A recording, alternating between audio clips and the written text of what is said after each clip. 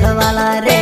बाप देव खत्री काज पूजे रे, आदिवासी सबसे निराला रे।